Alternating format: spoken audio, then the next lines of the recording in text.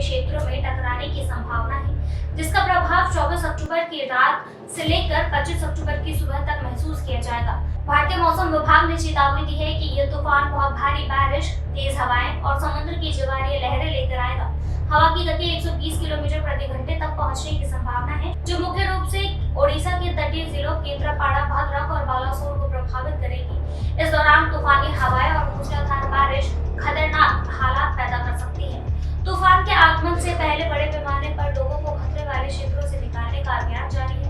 ओडिशा के मुख्यमंत्री मोहन चरण मांझी के अनुसार 10 लाख लोगों को सुरक्षित स्थानों पर पहुंचाने का लक्ष्य रखा गया है, जिसमें से 30% से अधिक लोगों को पहले ही सुरक्षित स्थानों पर भेजा जा चुका है। बाकी लोगों को गुरुवार सुबह तक सुरक्षित निकालने की योजना है। सरकार ने इस खतरे के प्रति जनता को सचेत किया है, क्योंकि यह तूफान राज्य के लगभग आधी आबादी को प्रभावित कर सकता है। पश्चिम बंगाल भी इस चक्रवात का सामना करने के लिए तैयार हो रहा है। राज्यपाल सीवी आनंद बोस ने जनता को संबोधित करते हुए एकजुटता और साहस दिखाने का आग्रह किया है। उन्होंने नागरिकों से सरकार द्वारा सभी निर्देशों और आपदा प्रबंधन प्राधिकरण द्वारा निर्धारित सावधानियों का सख्ती से पालन करने का अनुरोध किया है।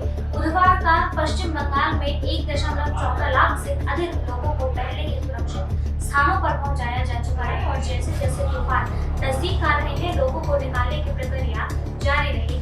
फ्लाइट संचालन भी पूरी तरह से प्रभावित हुआ है। कोलकाता हवाई अड्डे के अधिकारियों ने 24 अक्टूबर शाम 6 बजे से लेकर 15 घंटे तक उड़ान सेवाओं को सस्पेंड करने की घोषणा की है। इसी तरह भुवनेश्वर के बीजू पटनायक अंतर्राष्ट्रीय हवाई अड्डे पर गुरुवार शाम से 16 घंटे के लिए उड़ानों को रोकने का निर्णय लिया गया है।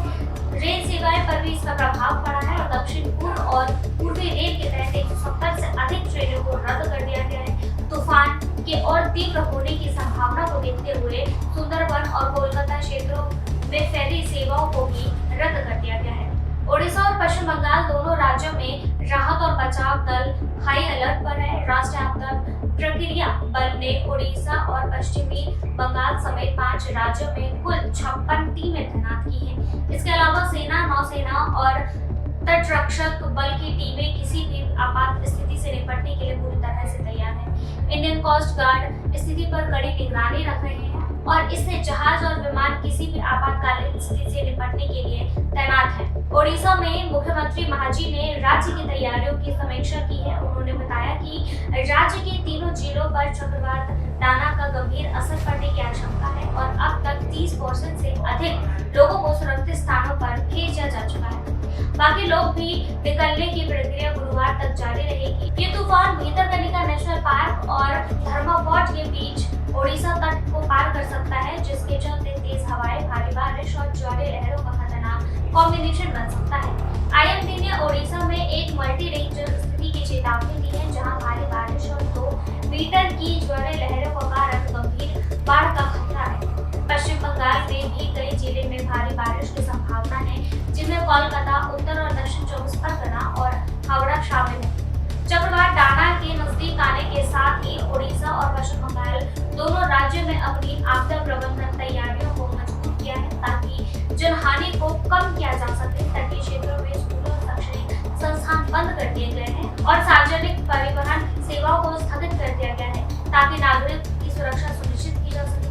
आपातकालीन सेवाएं पूरी तरह से तैयार हैं और दोनों राज्यों में अपनी आबादी की रक्षा के लिए हर संभव कदम उठा रहे हैं। मौसम विभाग स्थिति पर नजर बनाए हुए हैं और जैसे जैसे चक्रवात के संबंध में जानकारी मिलती रहेगी, उसे जनता के साथ साझा किया जाएगा। फिलहाल के लिए बस इतना ही। इससे जुड़ी और भी खबरों को देखने के लिए देखते रहिए ताजा न्यूज़ को। हमारे चैनल को लाइक, सब्सक्राइब, शेयर